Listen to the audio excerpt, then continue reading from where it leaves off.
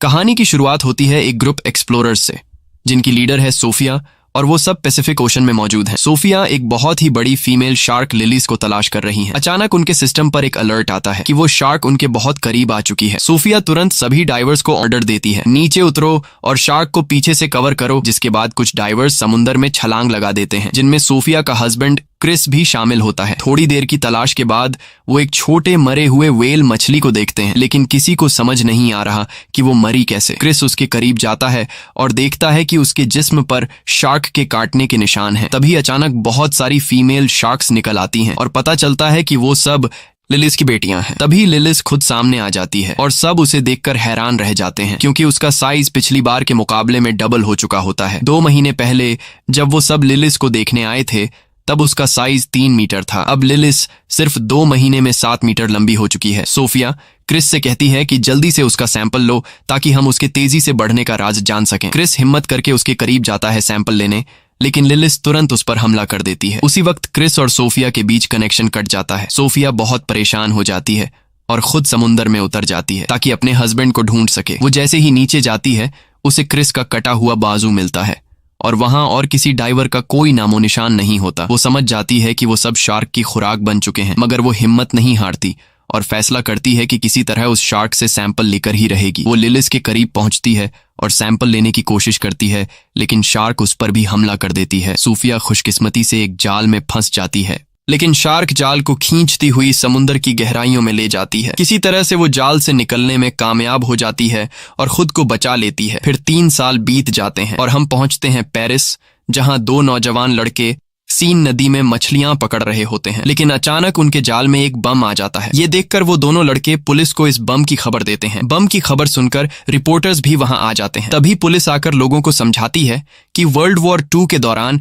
यहाँ शेल्स और मिसाइल्स रखी गई थीं, इसलिए डरने की कोई जरूरत नहीं है। यहाँ अक्सर बम मिलते रहते हैं और जब तक हम यहाँ हैं कुछ नहीं होगा। लोगों को यकीन दिलाया जाता है कि नदी सुरक्षित है। फिर हम पहुंचते हैं व्हेल कंजर्वेशन सेंटर, जहां हमें सोफिया दिखाई देती है। अब सोफिया ने शार्क पर रिसर्च करना बंद कर दिया है और अब वो बच्चों को मछलियों के बारे में जानकारी देती है। लेक्चर के दौरान उसे महसूस होता है कि कुछ लड़के उसका मजाक उड़ा रहे हैं। वो कह रहे होते हैं, कहाँ है वो सैंपल जो तुम्हारे हस्बैंड ने लाया था? क्या वो शार्क उसे मारकर सिर्फ सैंपल ही छोड़ गई? सोफिया बहुत दुखी हो जाती है और लेक्चर छोड़कर बाहर निकल जाती है। तभी एक लड़की नोरा उसे रोकती है और कहती है, मैं तुम्हारी सबसे बड़ी फैन हूँ। मैं तुम्हारे सारे रिसर्चेस को फॉलो करती हूँ, खासकर शार्क वाले। सोफिया कहती है, मैंने वो सब रिसर्च उसी दिन छोड़ दिए थे जब मेरे हस्बैंड की मौत हुई। उन दिनों की याद मत दिलाओ, मुझे तकलीफ होती है। वो जाने लगती है, लेकिन नोरा कहती है, मैंने पता लगाया है कि तुमने लिलीज के शरीर में एक ट्रैकर डिवाइस लगाई थी। सोफिया हैरान रह जाती है। इसके बाद नोरा उसे अपनी ऑर्गेनाइजेशन ले जाती है ताकि डिटेल में बात कर सके। हमें पता चलता है कि नोरा ने समुद्री जीवों को बचाने के लिए एक ऑर्गेनाइजेशन बनाई है। वो समुंदर में रहने वाले जानवरों से बेहद प्यार करती है।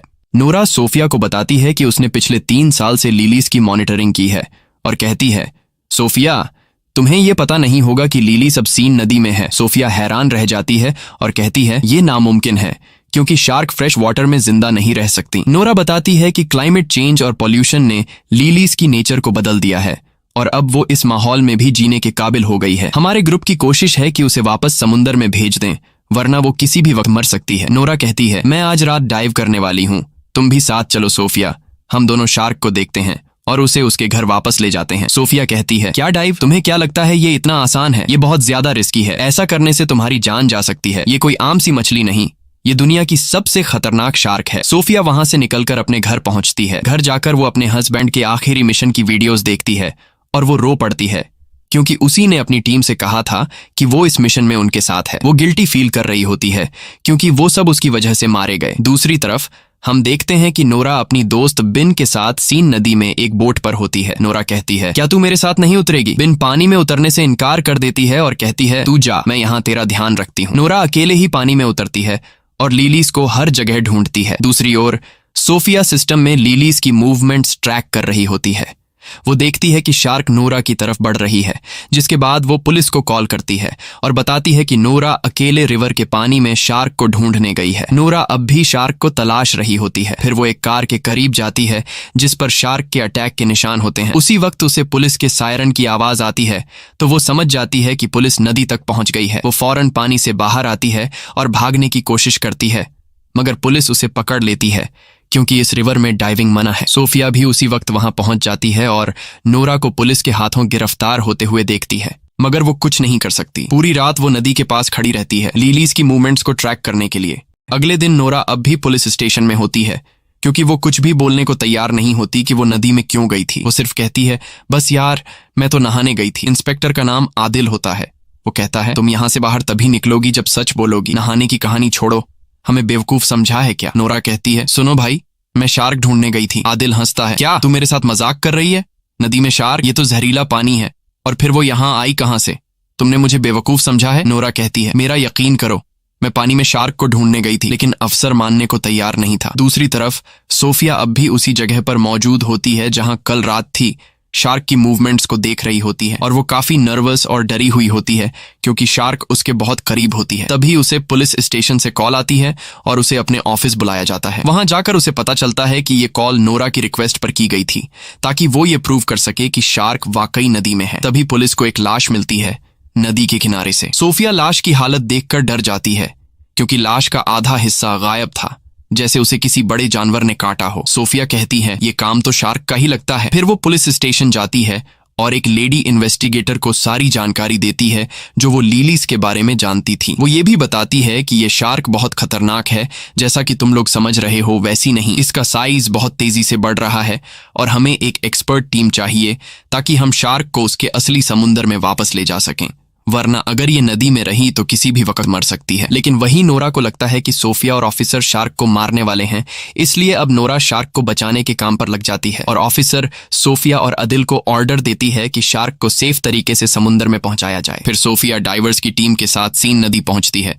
ताकि शार्क को पकड़ सके। दूसरी तरफ नोरा भी चुपचाप उनका पीछा करती है और दूर से शार्क की मूवमेंट्स को देखती रहती है। सोफिया और उसकी टीम ट्रैकर के जरिए लिलीज की लोकेशन फिक्स कर लेते हैं। डाइवर्स जल्दी से सूट पहन के नदी में उतर जाते हैं। नोरा को लगता है कि वो लिलीज को मार देंगे तो फौरन अपनी दोस्त बिन को कॉल करती है और कहती है कि वो ट्रैकर सिस्टम हैक कर दे ताकि डाइवर्स शार्क की लोकेशन ट्रेस न कर सकें। बिन उसकी बात मान लेती है और सिस्टम बंद कर देती है। तभी डाइवर्स पानी में लिलीज को तलाश करते रहते हैं और वो लिलीज के काफी करीब होते हैं। उन्हें उसकी मूवमेंट का एहसास होने लगता है। तभी ट्रैकर अचानक बंद हो जाता है और वो उसका लोकेशन नहीं जान पाते। वो सब जल्दी से ऊपर आ जाते हैं इससे पहले कि शार्क उन्हें मार डाले। आदिल हैरान रह जाता है कि ट्रैकर अचानक कैसे बंद हो गया और वो सोफिया से कहता है, मुझे लग रहा है कि ये सब तुम्हारा किया धरा है। कसम से अगर कंफर्म हो गया कि तूने ये किया है तो ये तेरे लिए जिंदगी का आखिरी दिन होगा। सोफिया उसकी बातों से नाराज हो जाती है और वहां से चली जाती है और इत्तेफाक से वो नोरा को दूर से देखती है जो छुप के सब कुछ देख रही होती है।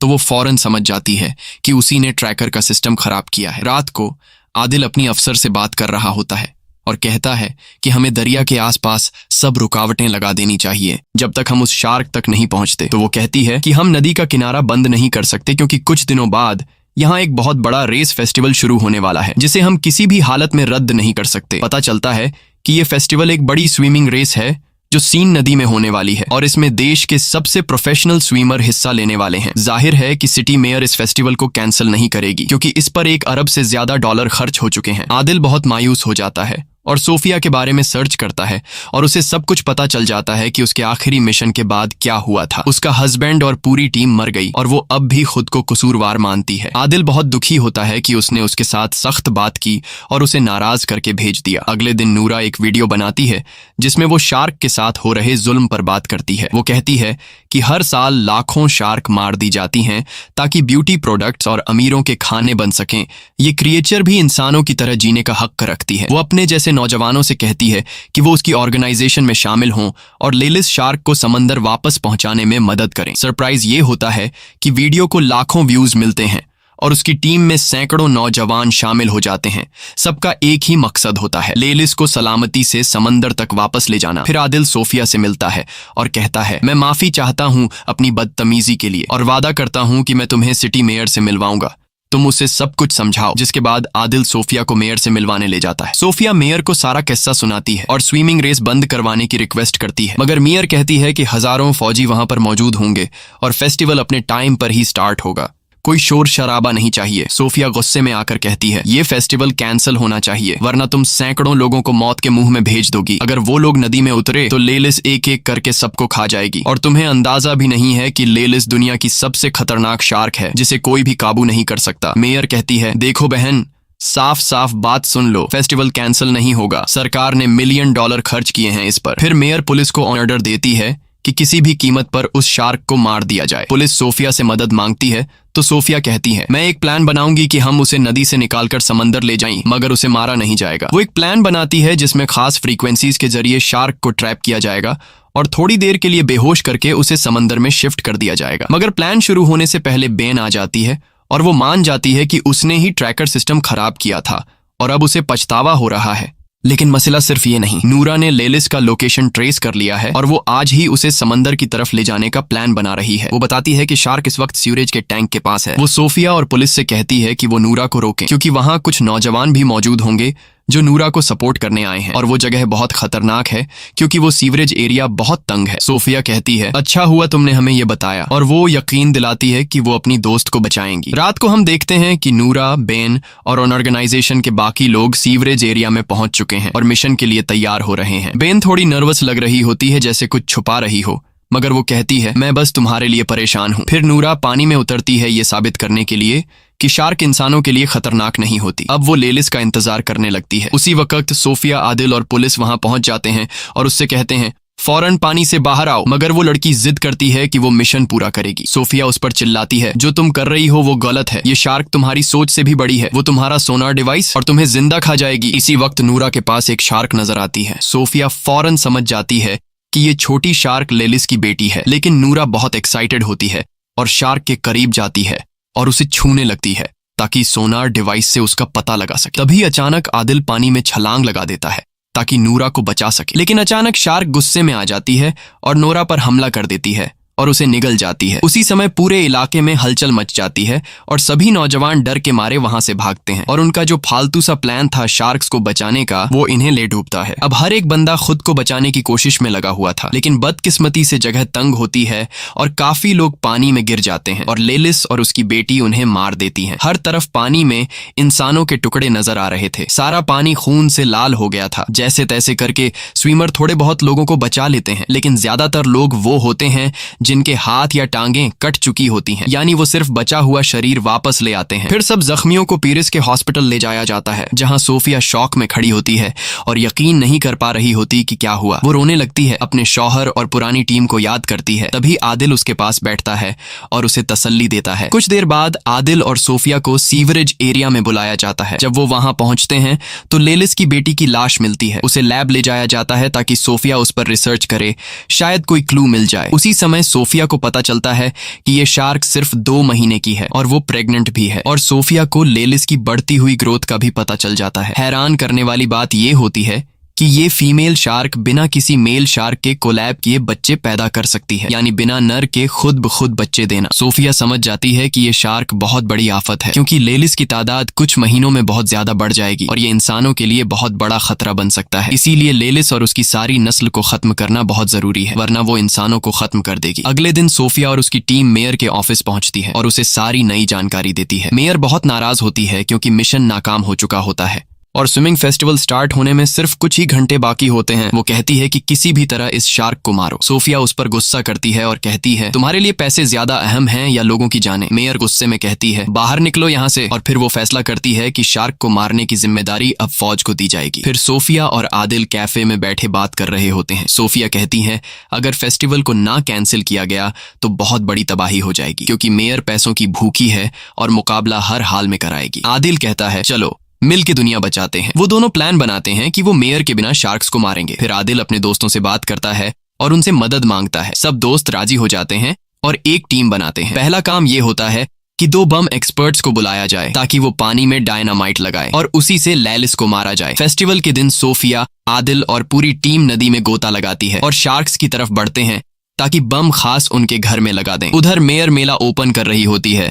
उसे कुछ भी पता नहीं होता आदिल और सोफिया के प्लान का। फौज भी अपनी बोट्स में तैयार बैठी होती है किसी भी हमले के लिए। सोफिया की टीम शार्क के में जगह तक पहुंच जाती है और वो वहां हजारों शार्क मछलियां देखती है। सोफिया अपनी टीम को कहती है कि रुक जाए क्योंकि शार्क इंसानी हरकत से खतरा महसूस करती है। दूसरी तरफ मेला शुरू हो जाता है और स्विमर पानी में कूद जाते हैं। सोफिया और उसकी टीम शार्क्स के बीच बम लगा देती है और जैसे ही काम खत्म होता है सब ऊपर जाने की कोशिश करते हैं। तभी एक शार्क आती है और टीम के 2 बंदों को मार देती है। सोफिया आदिल को खींचती है ताकि जल्दी निकल सकें, लेकिन बम जल्दी फट जाते हैं। धमाका होता है और टीम के बाकी लोग ऊपर उनका इंतजार कर रहे होते हैं। सोफिया आदिल को ऊपर ले आती है। टीम उसे बोट में डाल देती है क्योंकि वो जख्मी होता है। तब सोफिया फैसला करती है कि वो अकेले नीचे जाएगी ताकि यकीन कर ले कि लेलिस मर चुकी है या नहीं। लेकिन जब वो वापस आती है तो पता चलता है कि लेलिस अभी भी जिंदा है। फिर अचानक लेलिस कश्ती पर हमला करती है, टीम को गिरा देती है और पूरी टीम को मार देती है। लेकिन खुशकिस्मती से आदिल और सोफिया बच जाते हैं और ऊपर आ जाते हैं। तब वो देखते हैं कि शार्क तैराकों की तरफ बढ़ रही है, तो वो दोनों पानी में वापस कूद जाते हैं ताकि उसे रोक सकें। लेकिन तब तक बहुत देर हो चुकी होती है। शार्क पहले ही तैराकों तक पहुंच चुकी होती हैं और एक एक करके सबको मारने लगती हैं। एक ही झटके में नदी का पानी लाल हो जाता है। हर तरफ इंसानों के टुकड़े तैर रहे होते हैं। पूरा इलाका चीख पुकार और अफरा तफरी से भर जाता है। तभी फौज पहुंचती है